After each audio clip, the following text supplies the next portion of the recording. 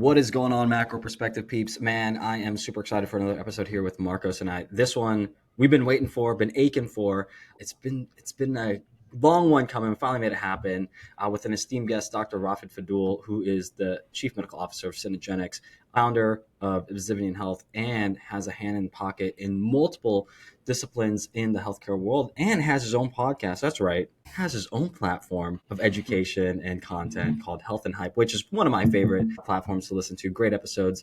But Dr. Rafid Fadul, thank you so much for coming on the show. How are you? Guys, thank you so much for having me. Great to be here and excited to chat with you guys. I know we're super excited. I think we have a lot to talk about in this conversation. When this is being recorded, it's about Mental Health Month. So I think we're going to tap into that and kind of this, but I wanted to just kind of ask for the audience just to explain how you got into the medical field and where you're at now. Now, I know it's a big question. That's a long career, but maybe just a few quick highlights. What got you in it and how you are where you're at now, and kind of leading into our discussion today. Yeah.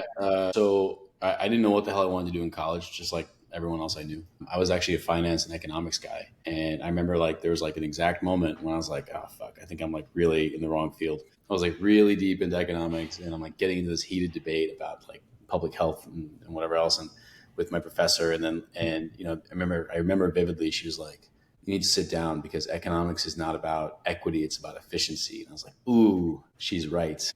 Oh. Which means that I probably shouldn't be in this field. I was like, this is not equitable, blah, blah. And so I want to do something more kind of meaningful and that would, have a net positive impact in society that I could feel. And so I went the route of medicine. And then, within medicine, I loved everything and I wanted to do super high stakes stuff. So I was like, okay, what's the most high stakes I can do? Intensive care. It's for, the life or death decisions, every single day, 10 times a day. Did that. And it was very gratifying, very humbling in a lot of ways. I worked with some of the smartest people I've ever worked with in my life at Cleveland Clinic and Georgetown, and was doing a lot of lung transplant. And it was just super cool experiences. And again, you meet just some of the greatest people, both patients and other physicians and providers, and everyone's very dedicated, and it's inspiring. The tough part about it, and that's why my practice continued to evolve away from that, is we would see patients in the intensive care unit who were at death's doorstep, and we would save them, so to speak, for we would stop them from dying that moment, right? When I say save them, that's what I mean. And they were still sick. I mean, they didn't end up there by accident more often than not. It was 30 or 40 years of chronic illness, right? And so, they didn't die that day, right? But maybe in 6 months or in a year, they would ultimately, unfortunately, pass away, right? And that was super frustrating to me. I'm like, why can't we do better than this? Why is it that because if I met this person, that same person 30 years prior, they wouldn't be in my ICU 30 years later, right? Yeah. I could have steered them in a better direction. And so that really stuck with me. And I started looking further upstream. I was like, how can I prevent this? How can I decrease the demand for intensive care needs, right? And the way you decrease demand is focus on this, the demand side is okay, I'm going to keep people healthier. Keep them out of the hospital. And so I started working more on preventive medicine side, and it's very buzzy to call it longevity, right? Because at the end of the day, it's just preventive medicine. It's how do I keep you healthy longer and keeping you optimal? Yeah. We call it longevity now because that's a fad, but it's just it's just really good preventive medicine, right? And so that's really where I spend a lot of my attention now is keeping my patients out of the intensive care unit. And I jokingly tell them I'm the best doctor you never want to know. Right. How do I keep you from meeting me in the intensive care unit? That's so good. I wanted to ask something there, and I think we could stem from this. I mean, Marcos can follow up too. You said something along the lines of equity, economics is not equity. But would you say that some of healthcare, there's a lot of equity issues as well, access to healthcare, things like this? Yeah, healthcare is completely inequitable, right? And that's a structural problem. Interesting fact, the most important variable about surviving a heart attack is not your cholesterol. It's not your ejection fraction. It's your zip code. So if you're living in a good place with good resources, you survive. And if you don't, then you won't. And that's just a terrible and striking fact that is unfortunately a reality in healthcare today. And that's just one example, but there's vast disparities in access for socioeconomics, based on race. You see this stuff all the time. And it's something that it's still a problem. And there's a lot of great people trying to solve it, but I don't think we've made a meaningful dent in it still, unfortunately. I'm going to choose my question carefully here because I had like 4 pop up as you've mentioned. Great things to key in on because then it definitely changes the landscape of how this conversation goes. I mean, what do we want to talk about, right?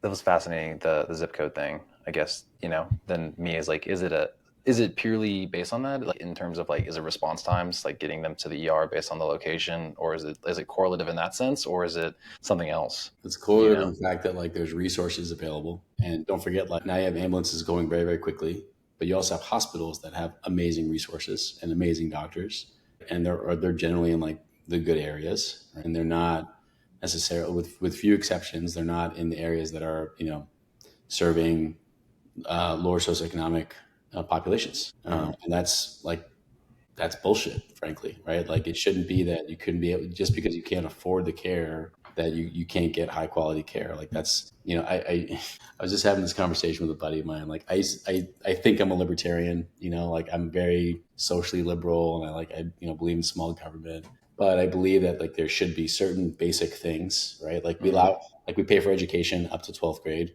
Like I think they should go through college, not dissimilar to Europe. And I think healthcare is like a basic human right. So, I personally would ascribe more to like a single payer system where like healthcare is not, a gamble, and it's not employer based, and you have to change every so often like that. Yeah. There's a lot of problems with that system. Yeah. And so, maybe I'm not a libertarian, but like I pretend to be, but I think that healthcare is a human right. No, yeah, I would agree with that too. I think a lot of us, and how old are you again, Dr. Fadul? 44. Okay. Does that change your question? You're like, oh shit, he's too old to understand what I'm about to say now. No. I mean, it's weird because it's like, even though we're both technically millennials, it's different cusps of it probably, right? Like in terms of like how everything gets iterated on and in our lives, right? Like for me, it's like the advent of the iPhone happens going into like high school, changes the whole landscape of how you've been going about like cheating on a test in high school because you can literally look up something on your phone. Whereas like like, oh, you're like, yeah, I was like an early adopter of this thing when I'm like actually like practicing medicine, right, to like get answers quicker on Google. But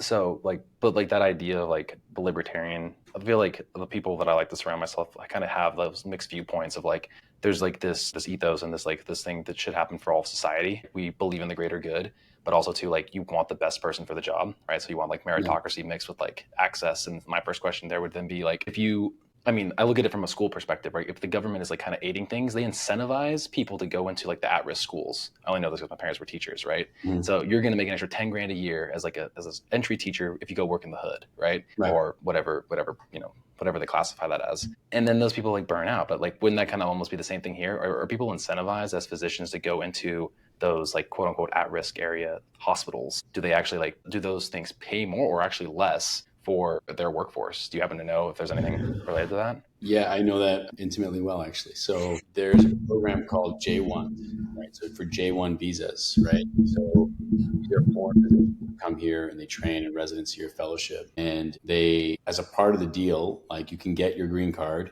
but you have to go work in an underserved area. And that can be like, inner city Baltimore, or it can be, Iowa, right? And so there are designated underserved areas across this country. And just as another horrible fact, considering this is, the greatest country on the earth, is that 78% of our country qualifies as a healthcare desert, right? So minimal access to 6 pillars of healthcare. So you can get a J1 visa spot to go work in an underserved area. And generally speaking, now you got like these super talented doctors. Like these guys are generally very good, and you get them working under market rate at some place because they're doing it for a green card. But aside from that, you generally have to pay more to get doctors to go out there. So doctors will go out there like, to wherever in the boonies, and like they'll get paid more, right? So like I give an example, like pulmonary critical care. In the same job I could do here in DC where I live now versus Ohio where I used to live, I would get paid half the price here in DC, and I would work twice as hard than when I was working at in Ohio. And where I was at in Ohio, I was in Cleveland for a while, and then I was also like 2 hours west in the suburbs. I actually wouldn't even call it a suburb. It was kind of like farm country, to be honest. Amish country? A different direction. Yeah, you got to go Not east for that. Sorry. not dissimilar, not dissimilar. So, you have these like disparities in comp, and it's tough to get doctors to come out there, right? Because like for a variety of reasons, like there's no close airports, schools maybe aren't the greatest, and like when it's starting to move your family, and so a lot of doctors would actually platoon in and out. They would fly in, do a week, fly out. I did that for a short period of time because I didn't want to move there either. Yeah, and I think that's, I guess, speaks to the bigger problem at hand too. Is just like access, and I know that's also part of, like you said, like before we hit play or record here, it was mentioned that intersection, which I found fascinating. Of, and what would you call that? Like lower like roles or assistants to physicians, essentially a PA and an NP, right? But to be able to kind of like assist, and there's more people that are more willing to probably do those like kind of like alternative paths to like being at that level.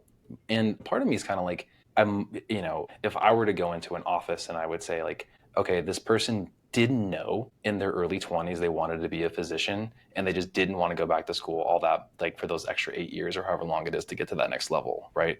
So I know that there's like varying degrees, kind of like you mentioned, of like those people's ability levels, like quote, between good and bad, or vesting them. But I would look at it as like, if someone is maybe like early, around your age, right? Like, they got into it, they're a PA, they kind of just got started. Like the ability to kind of get up there, through, and they've been in healthcare for 20 years, like kind of learning, like with application versus just the education piece. Like, I'm sure you learned a hell of a lot more once you're kind of in that intensive care unit versus, reading it all in a book, right? Like, you're like, yeah, you may have heard it this way, but here's how it actually goes down when you have a split second decision. Yeah. So, no, that's a real thing. I don't. By the way, I generally kind of cringe a little bit when you say lower. Like I was trying not to say that because it's I mean, like in terms of by education standards, there's less education involved. Yeah. Agreed. Okay, that's what I mean by lower. Yeah, no, and like the way I think about it, and like like former baseball player, right? So like to me, it's like, okay, we got 9 guys on the field, right? And like the doctor may be the pitcher, but like the PA and the nurses are like my middle infielders and my outfielders and whatever else. And like that's the team, right? So like I think about it as like we are all on this team doing this thing. Like I was not a pitcher when I played; I was a shortstop. So like I don't think I'm lesser than the pitcher, right? So I think it's it's like a team game. But like to your point, yeah, you're right. Like someone who comes in later in life, and actually my general bias is that I think people who go into medicine in particular later in life tend to actually be a lot better and like more robust and well-rounded than someone who's like, I wanted to be a doctor or a nurse or whatever since I was 3 years old, and like I was always going to be this, right? You don't tend to have as much life experience in that scenario, and so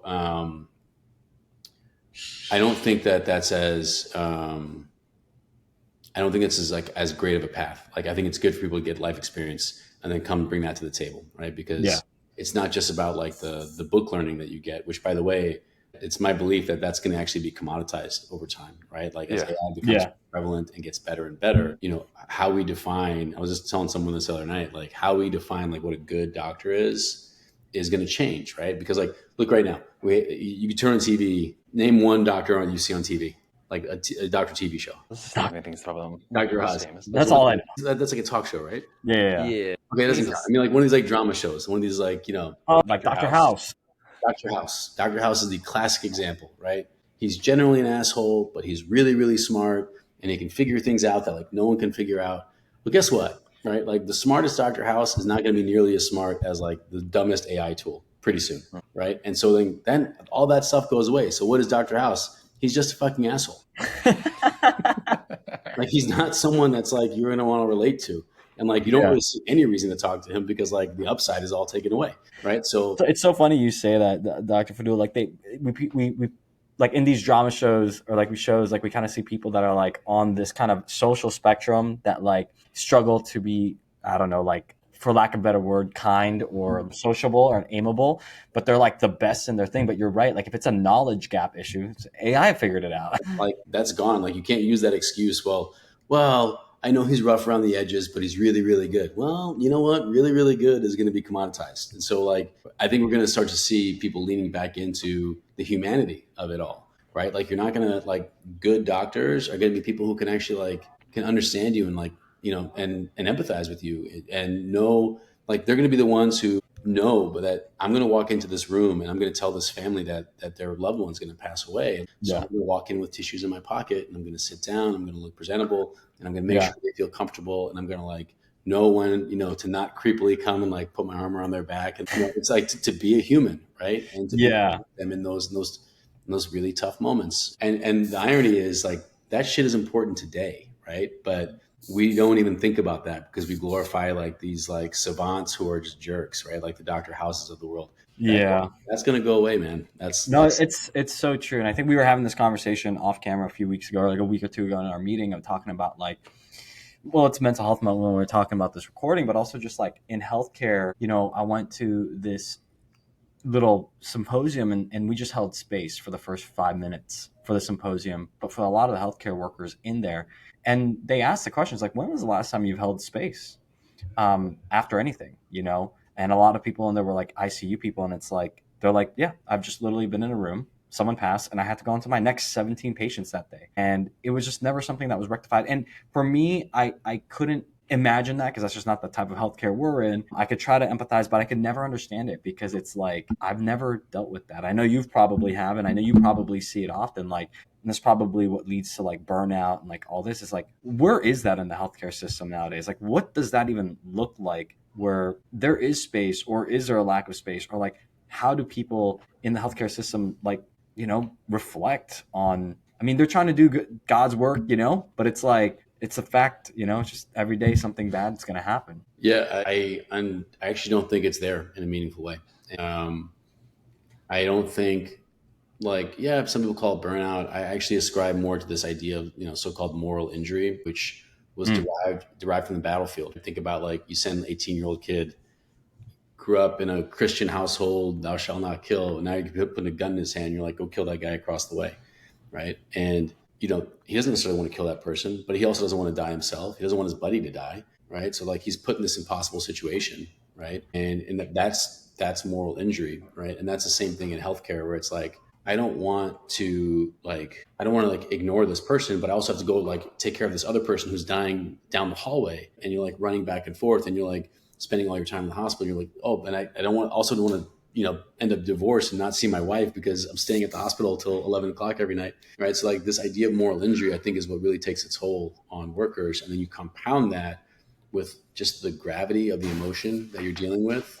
I think I've seen more death in my life than any one person ever should in 1,000 lives, right?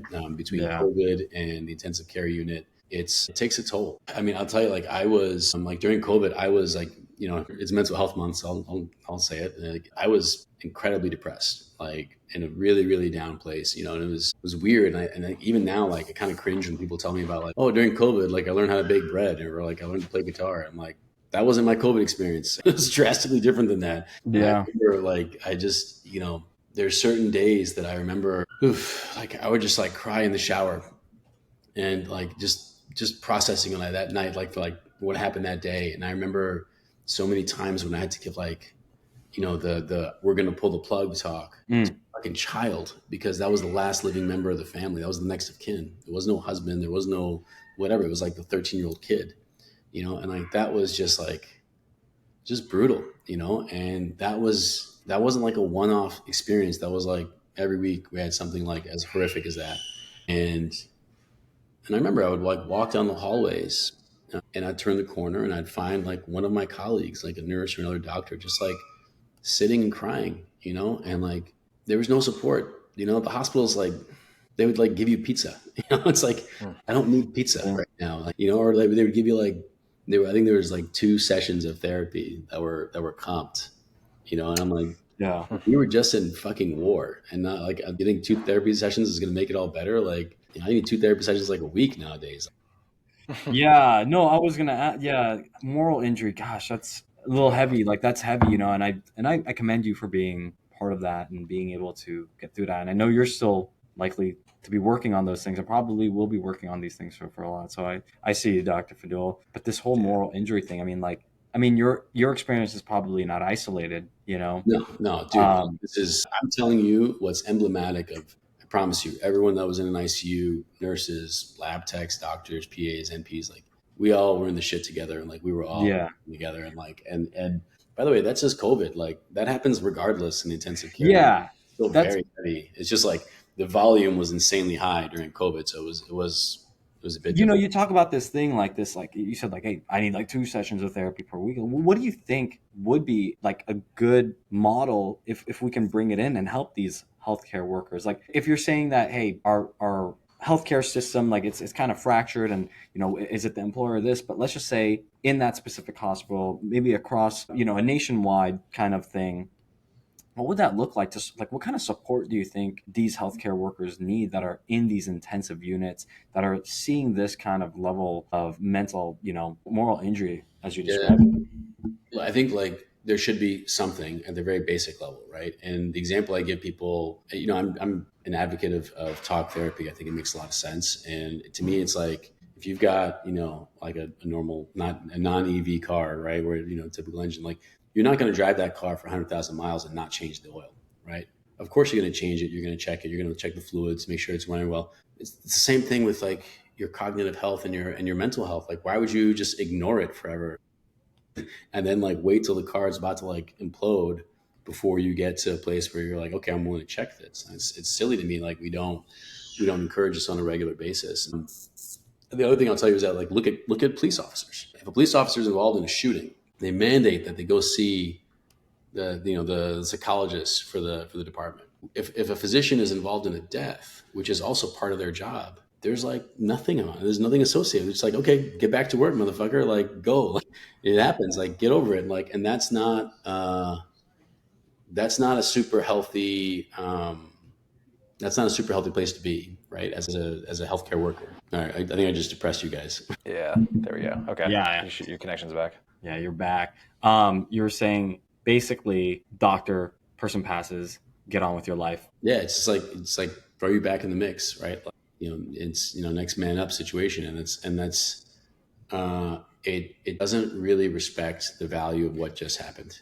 right? Like it doesn't respect the gravity of like this person who passed away, around the toll it takes on you, because you carry it with you, like you carry it with you all the time, right? Every single time you have a tragedy, like a tragic outcome, like you take it with you, and even if it's expected, right? Like it's something that you weigh, you feel it, and like to not process that and to not leave space for it, as you said, Seamus, in my mind is a travesty. And it's something that, by the way, I'm guilty of that too, right? Like I never left space for these things. It's just like, okay, get up and go and deal with it. And by the way, it's not a surprise that as a result of this, alcoholism and drug use in the medical profession and suicidality is like top three by professions, right? Like doctors are like super common to have suicide or alcoholism or drug use. It's not It's a crazy to me surprise. because the profession that is touted as the one that's like, I'm here to serve, I'm here to help, is the one that's not being served or helped at all, or minimal. It's kind of odd, you know. It's kind of odd. Yeah, I mean, we say like physician heal Yeah. thyself, right? And the reality is like we are in a broken system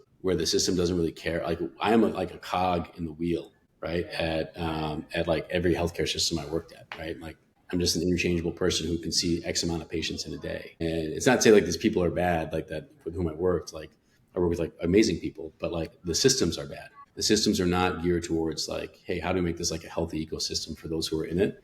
And how do we make it great for the patients? Like that's not what it is. Like patients are essentially annuities in most of these health systems, right? They want to keep them coming in the door, and like we are the cogs. We're like the cost of goods that we're providing those services. That's like, you just got me thinking about like my interactions with death and how limited it's actually been and how I like feel about it. Mm. I think it's part of the reason why I'm like more so attached to like the one life that I do have, and the relationships even with my parents meaning a hell of a lot more, mainly because of the insight other people kind of bestow upon me, the wisdom I get to hear from other people. Because I can really only think of two people that like have mattered to me, and I feel like if you're in a profession where you're trying to like take care of people and you're like that last resort, that last line of defense to try to like get them to that place, I couldn't imagine, and I mean, you went to a baseball analogy earlier, but like, I'm assuming that people come into that, like, what is it? Is it 50-50? Is it less than that typically? If they're in that, like, is it higher? Is it lower? Like, you know what I mean? Like, what would be like a great rate Yeah. of success for somebody like in your position there? Average mortality in the intensive care unit across the country is about 20%. So 1 in 5 people are going to die, right? And some people say like, the good doctors, like their job is to figure out like who falls into which bucket. Those who are definitely going to die, those who are not that sick and shouldn't be in the ICU, and those who are sick enough that you can actually save them, and like really focus on this like middle third. Whether you ascribe to that or not, and by the way, I've been like somewhat depressing, I guess, as I kind of tell this, but there is a silver lining to this, and it kind of relates to what you said. Is that there's two really. Like one is that despite how heavy it can be, it is truly a privilege, and it's like very humbling that someone says like, "Hey, my loved one is super sick, and I'm trusting you to take care of this and get us out of this." Right? Like that's a very humbling. And you really like you become bonded with not just that patient, but with their families, right? And I jokingly call ICU like the prolonged one night stand of medicine, right? So we're gonna have like 5 days or 7 days in ICU together. It's gonna be super intense. You're gonna know me. You're gonna be texting me personally, and we're gonna have this like deep relationship. And then hopefully at the end of it, like I've gotten you out of this, and you're gonna be very happy, and you'll never see me again, right? Mm-hmm. So like that's the goal, right? And that is a very humbling thing, right? That people come to you in their time of need. Like I feel incredibly grateful for that experience. The other thing is, as you said, like we have one life, right? By like my relationship with death has evolved over time just by spending a lot of time like in that mindset. But being around death so much and being around senseless death so much, I'm talking about it's not just like, oh, this guy's like 85 years old and he passes away. After like a long life of sickness, I see like young people who pass away from just like freak pneumonias that like were ragingly bad and whatever else. And that stuff really sticks with you in a way that makes you remember like, hey, this is a very fragile life and you have to hang on to every minute of it and appreciate every second of it. And it leads to a lot more gratitude. When you say that, this is, you hang on to this one life, I think that's actually like, being around a lot of death makes you really, really appreciate life. Yeah, I mean, again, like I'll never, like you said, if you've experienced, what no one person should do in 1,000 lives in terms of like that death ratio, like does really put it into perspective. Because like, again, I've seen and felt really like two, like viscerally, right? One of which was, a gentleman that actually used to work for Cenegenics. It was my job, literally, right? Like, and also a great like mentor of mine. And it still sticks with me. That one person, the relationship, and to think that like in that short, and like you just said, that kind of like one night stand kind of thing where it's just like all intensified like that, to like get to know that deeper level and experience, and like practically like you probably, I know when people are in their time of need from just like health coaching, right? Like we get dumped on with a lot of emotional baggage a lot. And it's not to the severity of death, but like, you're adjacent, you're basically becoming like that human punching bag for them, because they want to say like, why the fuck me? Like, why did my mom have to get diagnosed with this thing and like that other thing? And you hear it all, and then you just try to like empathize for it and sympathize as well. And it does, I can't imagine, because, then if you put it into perspective there, like, I'm like, all right, now I'm gonna put myself in Dr. Fadul's shoes, and how would I feel? Shit, like multiply that times 1,000, like, you know what I mean? Like, especially because like you definitely feel as though you're, like you just said, like you want better care for everybody. So of course you're going to care more in your role.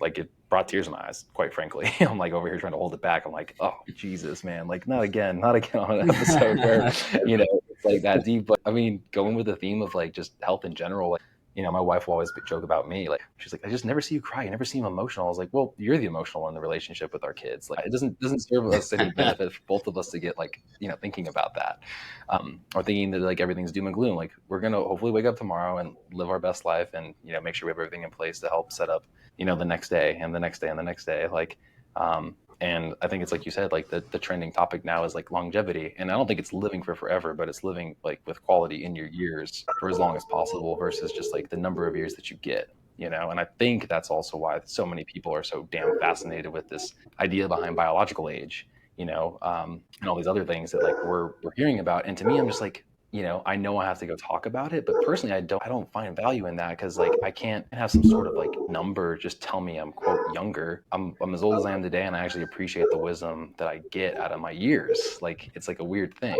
So maybe I'm the weird one in the room when it comes to that, because we're in that kind of space. But I want to be able to live 1,000 lifetimes with this podcast. Essentially, that's basically why we love doing this. Like, here we are in whatever 170 episodes in. It's like I've lived a brief masterclass worth of a life for people bringing their perspective. That's honestly, that's a great perspective. And that's a really, I mean, I think it's a pretty awesome way to think about this podcast, right? Like being able to, I get back this idea of like holding space and being present, right? Like you extract so much benefit and upside from it. I think it's awesome. That's a really cool. No, like I said, like when you came on here, I was like, I'm lagging today. You're like, I'm tired too. Thanks for moving it up. And it's like, yeah, no problem. But like, you're going to leave this feeling reinvigorated because we're going to talk about some shit that might be heavy, like because other people need to hear it. And even if they never do, like it just feels good. And we leave an episode just feeling like it's totally recharged in a different whole new way. perspective.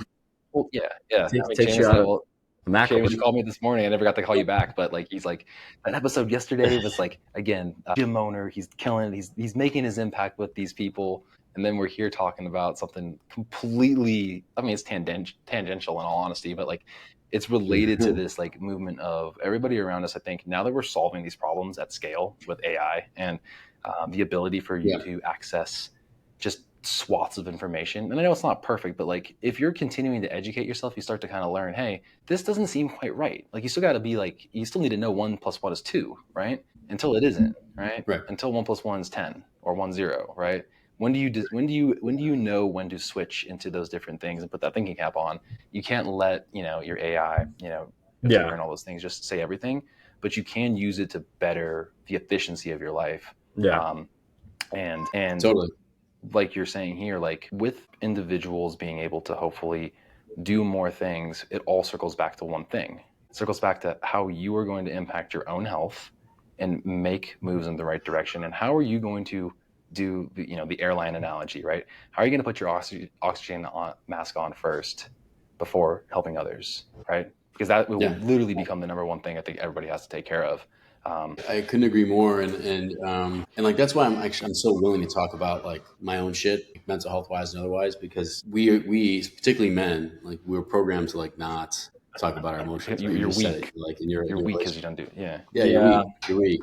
And I was just talking to like a very dear friend of mine. He's a bit younger. He's almost like a mentee to me / little brother. He used to work for Zivian. He just retired. He just resigned so he can go to medical school. We'll call it retired. We had this moment where we had like a going away party, and everyone was like kind of like tearing up, and I was like, "No, I'm not gonna cry." And then like we've talked about this, and he happens to be African American. He's like, yeah, like in Black culture, like you can't be. It's even more so. You can't be like emotional.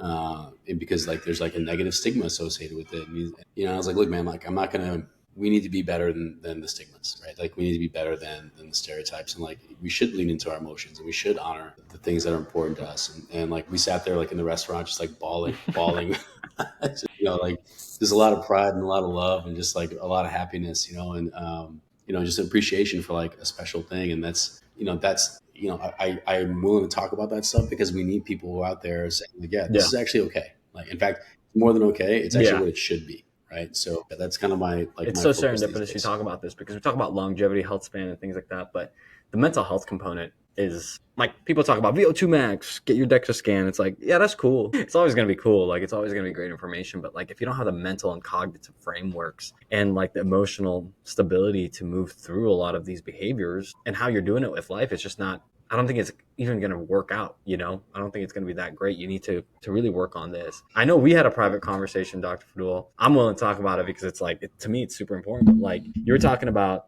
I think you kind of have your hands in a few different projects and a few different things. And we were talking about like assisted therapies, being able to get the behavioral, get the talk therapy, but also like there are things nowadays that are going to help the mental health, right? That are just assisting from like a nutraceutical component. I'm super stoked about it because I think the thing I lack, and I love how you kind of broke it down for me because I've been working on therapy for years and I guess I'm getting close to my wedding. So I'm like in this place where like things are really changing for me and things are really like, I'm so aware of like, oh my gosh, like I'm making these behaviors, like I'm finally changing. And like I'm talking to my therapist about it, I'm talking to my brother, I'm talking to Marcos. He's like, yeah, dude, like just be more grateful, really be more patient, these things. And then when I got on a phone call with you after this call, you're like, yeah, you need to work on this. Like you have this like empathy pathway and like you need to do this. But Yeah, can you break down some of the things that you're excited about in like the mental health care space, assisted therapies, and kind of just like what's going on in that world, you know? Yeah, for sure. So I'm an advisor to a company called Better You, which is kind of a holistic care company. One of the things they do is ketamine therapy, and it's something that so ketamine has been around for decades and decades. We've used it in the intensive care unit, we used it in ER settings for many many years, and we found recently that it actually has tremendous benefit for people with depression, right? And people with PTSD. And so it has an indication now for what's called treatment resistant depression, which means that we make you stay on medications that do not work for 6 months, and then we're allowed to give you like ketamine, which does work. So it's a great medication. It's very safe. People have associated with like Matthew Perry's unfortunate death. The reality around that is Matthew Perry unfortunately had alcohol and benzodiazepines and ketamine and was in a hot tub. And I think he had all of those things in large amounts. And so, yeah, ketamine was among the mix, but I don't think ketamine was the thing that unfortunately did him in. But regardless, it's a very safe medication when used appropriately. The benefits are hard to argue with, right? You see this empathogenic change that takes place. We can see neuroplastic changes on brain imaging, and just like on your score, your scoring methods for depression, you can see the objective improvements within a matter of weeks. And that's just one of the tools that we have at our disposal today. There are other ones that are in the pipeline that I think are a little bit further out, namely MDMA and psilocybin. And a lot of this stuff comes from long traditions that have been around for literally millennia in South America. So looking at like Bufo and Changa, and, there's plant medicines that have been around for a very long time and with very significant results. And so I think we are at the cusp of things changing, and there's always this there's a little bit of nervousness, I think, in the general culture because there's a concern for addiction, right? Like that's a real concern. And there's also, I think there's like a villainization of it, right? And it's like, oh, it's like drug use. It's actually not drug use in like the pejorative sense that people try to make it. It's a medication, right? It's like, it's a plant medicine, or it's a medicine like ketamine. Like it's a medication. It's not something that's recreational for abuse. It's just not, right? And I think that a lot of people and a lot of industry, frankly, has incentives to make it seem like it's ineffective or bad or going to ruin society. And the reality is, it's none of that's just true, right? Like, I would love to get us to a place societally where we don't necessarily want to always like treat conditions, and we rather focus on like solving the problems, curing the underlying cause. Like, I don't want patients in perpetuity. If I have patients in perpetuity, that means I'm fucking failing, right? Like, I need to get you better. And so you like the bird needs to leave the nest, right? You got to fly. And if I'm just feeding you Manjaro or like, tirzepatide, like every freaking week, for the rest of your life, then I'm basically a drug dealer, right? Like, that's not healthcare, right? It's the opposite. Yeah. Well, man, I have a lot of thoughts going in my head right now, and I think about that. Yeah. I get what you're saying in terms of like the potential addictive properties of it, but it's not really obviously intended for that. And even people just in conversations, because I mean, the episode that we're releasing today was ketamine assisted therapy, ironically, and now we're talking about it again. So it lined up perfectly, Seamus. We didn't even intend for that to be part of mental health month. Didn't. And you know what's so serendipitous about this is like a patient that we have today, they're actually the developer of our Salesforce here at Cenegenics. He's worked on a lot of things too, and he was recommending this book called Radical Acceptance by Tara Brach, and it's like all these like frameworks of empathy, how to speak with people, knowing yourself. And it's like, I feel like I'm doing a lot of this work right now, and I'm like I want to kind of cry right now because I'm like, man, I'm proud of myself because I'm I feel like I've changed. You know what I'm saying? I feel like I've changed in those hard situations, not like in my day to day, like the hard situations. You know what I'm saying? Bro, you should be very fucking proud, and that's where that's where change happens. By the way, it happens in those like really tough moments, right? Like smooth, that saying, "Smooth seas don't make for a skilled sailor." Adversity is what introduces us to ourselves, right? Like So true. that's those are the moments, and I applaud you, man. It's not easy. Growth is inherently painful, and sadly, a lot of people are like, they want to stay in comfort. They don't want to grow, and like, you can't force people, right? Like they're ready when they're ready, but that's something that's, I wish that for everyone. I wish everyone has like the desire to grow and desire to be like the best iteration, best version of I themselves. think a lot of us are afraid to take risks because your parents didn't want you to, right? It wasn't like, the safe play was like, go to school, get a good job, do this, do that, right? Right. No one really set you up for failure, which is really what sets you up for success in the long run, in the big game Or of like how to life. handle failure Yeah. or how to bounce back from it. How to handle adversity and failure. And I know, like, we both played baseball. Seamus did wrestling. He's lost plenty of matches, and I've lost plenty of games. And I definitely didn't hit the ball 700% of the time. It was definitely, I hit maybe 300, like realistically, over the course of my life, right? Like, but that could have been, if I did that at a professional level, here I am going to be in the Hall of Fame, right? But Like, sports is like the best like playing field of like getting to failure, because it's like you fail a lot in practice, you fail in the visualization, you fail, and then it's just like you get, how do I say it? Like your coaches and those people like put you in a place to be like, all right, you've simulated failure so much that you're like, oh, okay, that's just part of the game. Yeah, it's just like resilience. But I would challenge that a little bit, because I actually don't think we're ever. So I agree with you that we're never taught about failure, but I actually don't think we're taught about success either, right? Because it's what Marco said. It's like we're taught about success in, like, if you're looking at like Maslow's hierarchy, we're taught about like the second level of security, food, success. things It's like that. yeah, go get a job and like da da da, and it's like be safe and get a roof over your head. But they don't like, talk about and to your the top end. correct. No one says like, hey, success is like filling your cup and feeling fulfilled, right? No one says. They're like, success is like go get a job, go to college, like have a family, and like Find send your kids fulfillment, to school. purpose, meaning. Yeah, it's exactly right. And I think because I think you nailed it, right? Like parents don't want the best for you; they want the good for you. Meaning, like they would rather you be a fucking accountant who has like a stable job and will never be broke than go become like a painter, which really like sings to your heart, and like or be a poet or something, right? Like they'll never want that for you. So funny enough, I gotta tell this story. My mom, Marco's like, I was actually a poet when I was younger. actually, Freaking baseball, man. when I had my recreational, trying to find myself moments in my later teens, I definitely had a lot of writings that went down. So much, in fact, that like my writing score for my SAT went up by like 150 points. And then, but it didn't help me get into a better school because they didn't care about writing. They cared about my English retention, which scored the same. So, nonetheless, here we are. But I think the biggest thing that I learned, and I'm not saying like, again, like the resilience and like you said, my parents' success. So we got our, I got like our first batch of cards when we did our first rebrand for Cenegenics, and my mom saw the card and she was like over the moon. I was like, nothing changed. Like I just have a business card. Like, and she was just like, like that's like how that generation viewed something being very successful, right? Yeah. And I told her, I was like, Mom, by the way, like, like my side business is doing better than my, 9-to-5 job right now. Like, you're not proud of that? Like the hard work and effort of like trying to figure out how to do something else on the side for the people that I can't serve, that don't, fit into our model,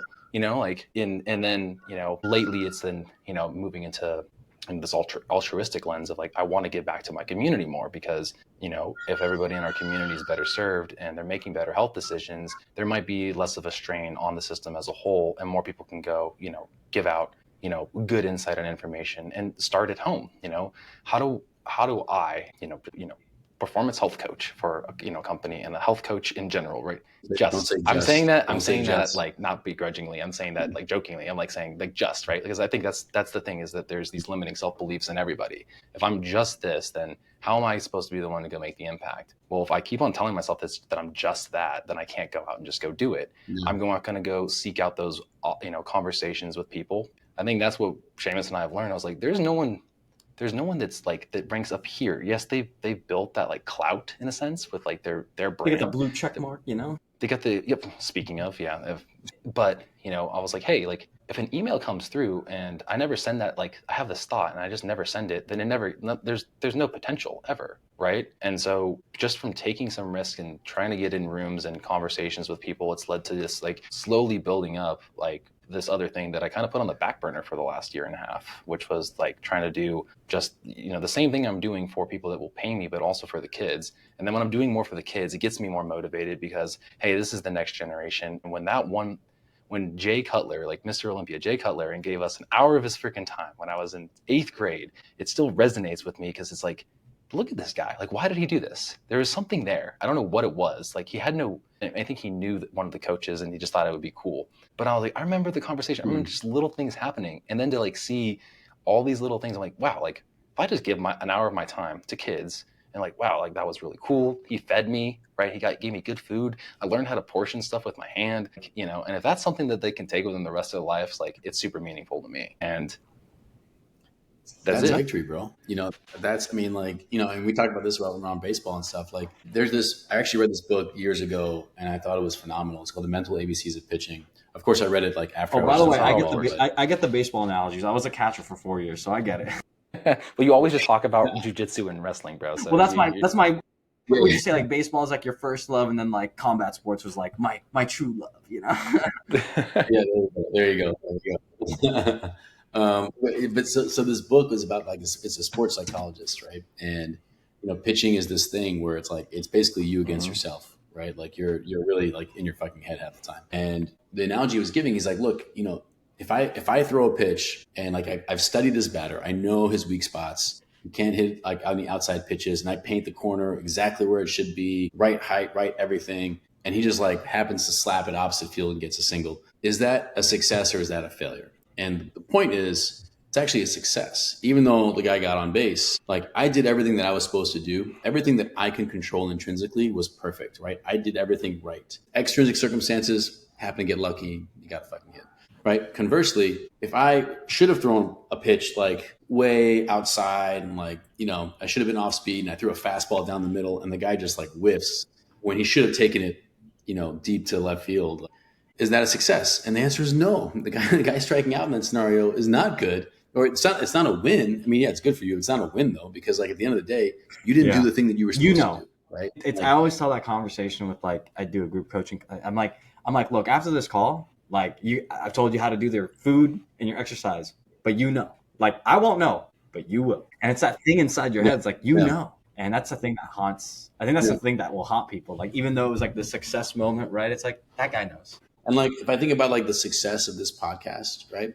I think, you know, yeah, okay, like success is, oh, do we have this much subscribership and this much distribution? Like, yeah, sure, those metrics are good, right? But like, I heard success like a few minutes ago when Seamus, you were talking about like opening up about your mental health, because someone's going to hear this and they're going to think, I know Seamus. Seamus is a fucking dude. And if he's talking about this, like it makes it okay for me to talk about this. And someone is going to hear Marcos having just said, oh, this, you know, like Jay Cutler was this impactful to me and he taught me this. And someone's going to take an extra minute to teach someone else that's, you know, that's looking up to them something meaningful that they're going to hold on to. And you've created this memory for this person that you haven't even met yet. And you'll never probably meet this person, right? But like that's success, right? Like you've intrinsically done something awesome, right? And I love that. That's I mean, like, I feel really lucky just being a part of this. This is great. Seriously. I feel like, Marcos and I were super excited just because it's like the wisdom that you brought. Like, I remember the first time meeting you in 2022, like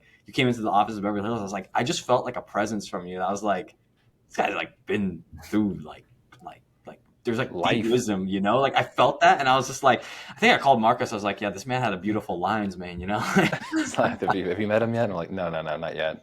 He's probably going to be only over there. But I think you're right. Like, because I mean, the metrics are all well and good to us. The level of quote unquote success or how we gauge this is like the meaningful conversations, the way that we can impact others to get their best version of themselves.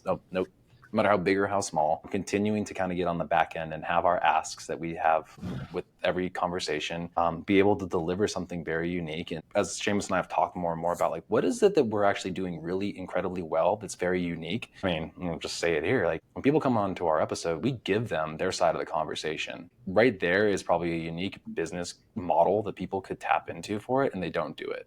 You know, we do it like basically free of charge. Hey, you just spent an hour with us. Like, let us give this to you. Hopefully we had good conversation and clippable moments that you can use on social media or whatever else, right? Like, this is still, while you're giving us your time, it's like still like work that's being done in a very positive way. And you're like, damn, I really wish I would have had that. And literally everybody that's been on this podcast, we've given them their side of the conversation free of charge. And it might be the thing that we continue to do for free, or maybe we monetize it in the future. I don't have to know. It doesn't really matter, because I know that if we're doing that, then it's like people want to probably come on, and how we can help bolster more people beat down imposter syndrome. like just because they had some more conversations. Like, yeah, I am fucking good at what I do. Like that feels really good to talk about it.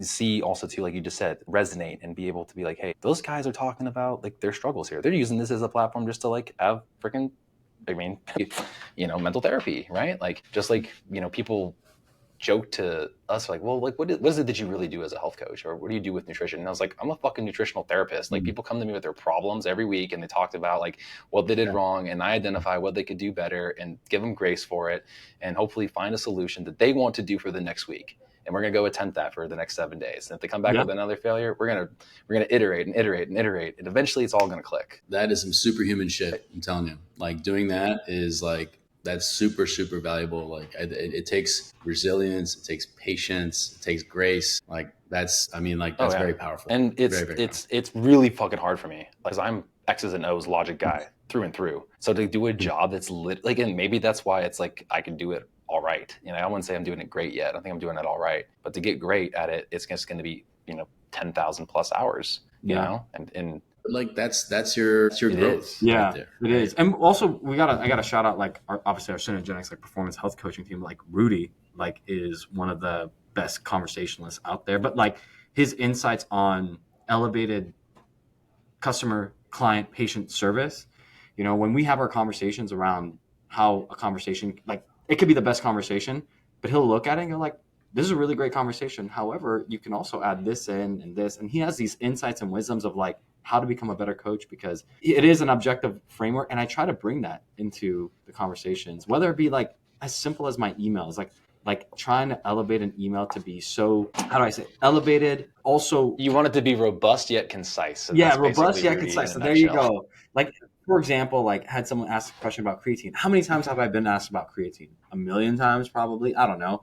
But being able to go like what Marco said, all right, still going to give this grace, going to answer it with, robustness, conciseness, but also at the same time, still make it feel like I am giving care to this person. Because that person didn't have to ask me about creatine. Like we said before, they could have Googled, checked it, but they're coming to a clinical team. They're coming to an elevate because they're like, I want Seamus's wisdom. I want Dr. Fadul's wisdom. I want Marco's insight. What does that mean to me? And I think clinical care, I know earlier you said like, hey, AI and this and stuff, but I think in the mental frame, the mental health and kind of just like community and trust and all that nuance, wisdom and like care, like I think it's still going to be, we're going to still be leaned on a lot for sure. I could not agree more. And I think that the humanity component paired with intelligence, that's the superpower. And the people who are patient facing and are embracing, the technology that's out there and leveraging those tools, those are going to be the ones who succeed, right? The ones who like compare their humanity with leveraging tech. Those people crush. And it's the same thing. Like I gave you the analogy of someone coming into to my office for care. Like it's the same thing. They're coming to you and they're trusting you. They want your input, right? You can, of course, they can Google it. They don't need to talk to you. They choose to. They want to, right? That means they respect your opinion, right? They're gonna take their time, which is valuable, and give it to you and get your input out of it. That's humbling, right? Like that's what. Awesome. Because remind me again. That's like what a lot of like Zivian Health is kind of doing, right? Like the technology led based things for the. So we're a technology platform that helps support basically all non-physician workforce. We support physicians too, but our aim is to support non-physicians because there's really not a lot of infrastructure for them with respect to compliance, upskilling, evaluation, education. And so providing those robust tools so that basically like it raises the water level for everyone, right? And the net effect is that like patients get better care, right? And then our lives as healthcare providers is just like a little bit easier. So it's not as, we're not caught up in the trap of compliance and like looking at documentation all day long and blah, blah, blah, right? So like we can actually just like focus on the thing that we love to do, which is take care of patients. That makes sense. So speaking to the compliance thing, and then I know Seamus, we're at like an hour now, but speaking to the compliance sense, now that automations and AI tools are writing these notes for physicians, I've heard that insurance companies are actually denying claims as a result of the notes not being, quote, authentically human. Have you heard about this? I have not, but if you're asking me, is it surprising that insurance companies will find a way to not pay patient care? The answer is no, that is not surprising. Insurance companies, they don't have the best reputation, and it's for a reason. How do we, how do we break out of a model that has been status quo for this long? Like, let's put it this way.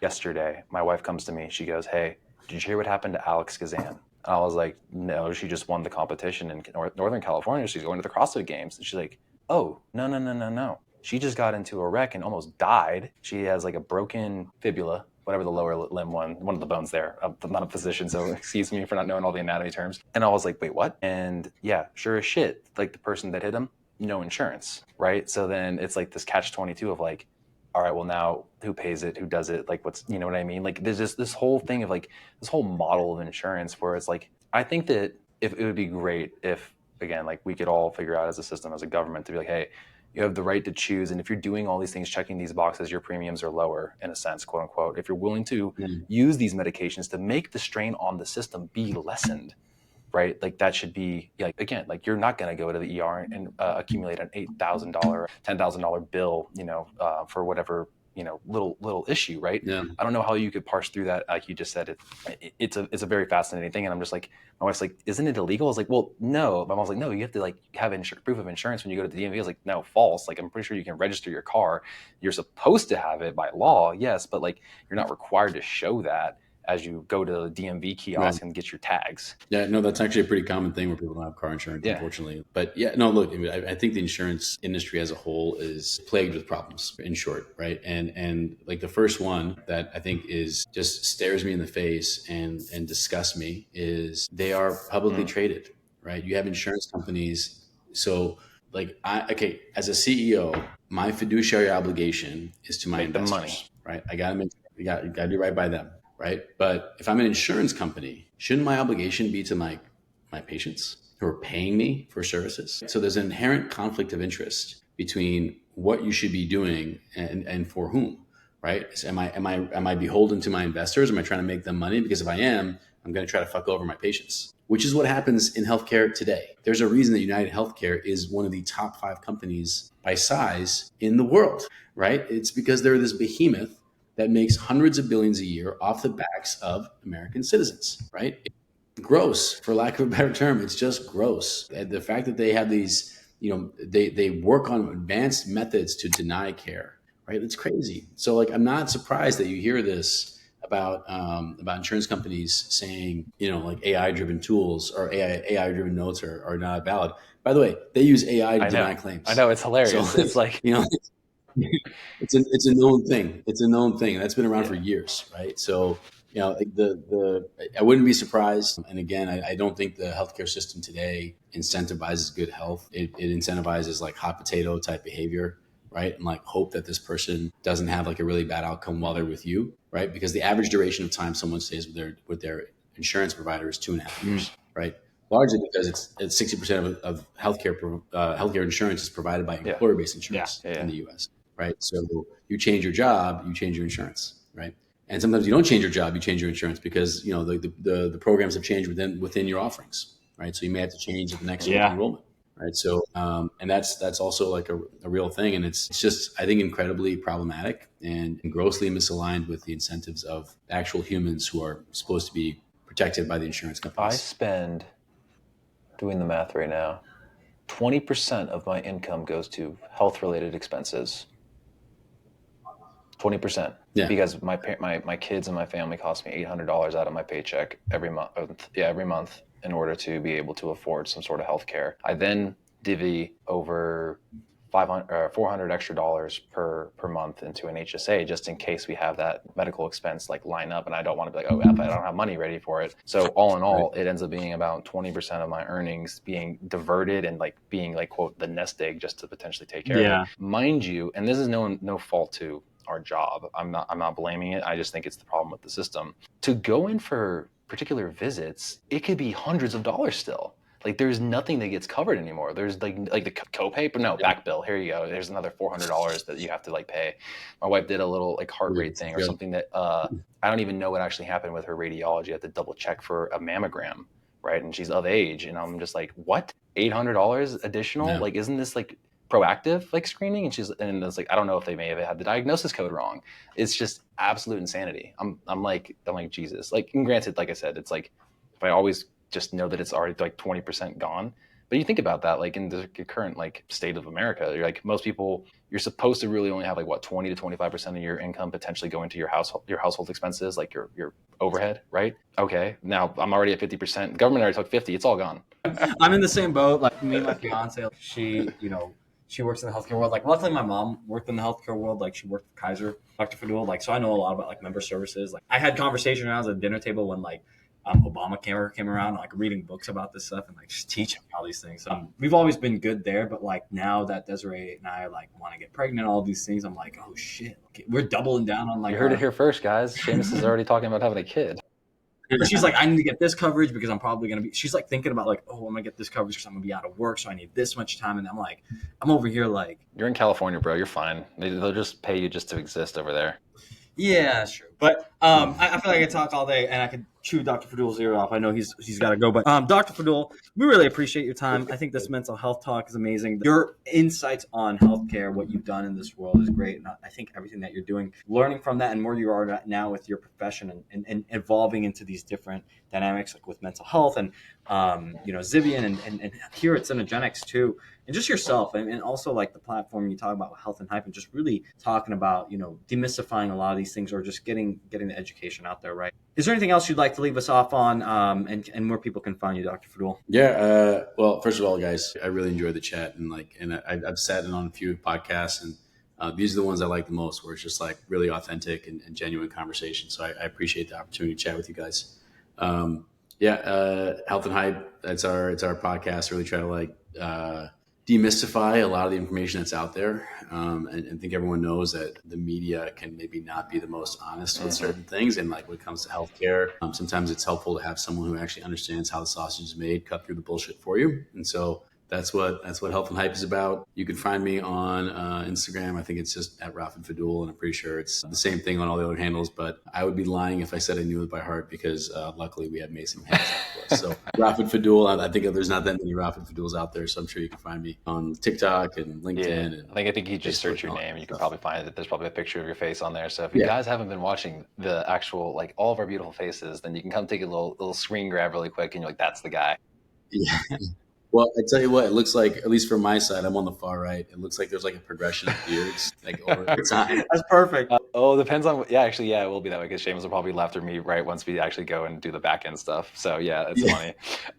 But no, really, we really do appreciate it. It's been a long time coming. I know that it's, always kind of hard to, you're obviously handling a lot of different roles and wearing a lot of hats. So, thank you for giving us a little over an hour of your time to discuss these things. And, like you said about the authenticity, like we don't know how to do a podcast episode anymore that like doesn't try to like tackle something like, bigger core issue, but like just trying to get to know the person in a way that's like unique. Because if they want to go for you for the subject matter, they'll go to, go listen to your podcast, right? Have people be able to demystify those things with, the actual topic in a little bit more time because, it's really hard to condense so much of a topic into 1 hour, but, talking about things that are important to you and for people to obviously hear like your story and, get a little choked up about like, again, just Ben's mental health in general. And, we look back to this and Seamus and I were like, dude, if we don't have like 2 or 3 episodes to record a week, like he and I don't have like that as strong of a bond and we don't feel like we're able to like be as honest as men, and talk about life as Seamus moves into, being married and fatherhood. And then I get to say, told you so, bro. I feel like Marcos, I'm telling this, every conversation that Marcos had, like I present him with an issue and he's like, this is how you do it. And this is how it goes down. And I'm like, God damn, like every single time this guy's been right. Like, wisdom, bro. I'm wise behind my young years at times just because I had kids at a young age. But, with that, all the information is in the show notes if you want to go find, Dr. Fadul and all of his offerings in terms of, getting to know some of the companies that he has a part of. You mentioned Better You, Zivian Health, and Cenegenics. We'll have those all linked so people can see what it is that we have to offer in all those areas for you. And in addition, we'll try to get the podcast page. Are you on YouTube for that, potentially? I think we just started getting on YouTube. It's this is like a very recent thing. Might be another freeze. Nah, that's okay. Why don't we just end it here, Marcos, and we'll. Technology issues right at the end. Technology issues, kind of with the Wi-Fi, I think.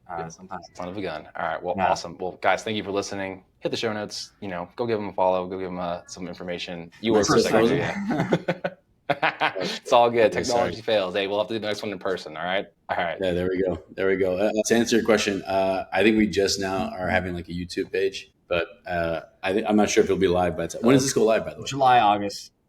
Mid-July, like middle of July. It'll Okay. probably be live by then. Yeah. So we'll give it to you. All right. Well, thanks, guys. Talk to you next time. Later.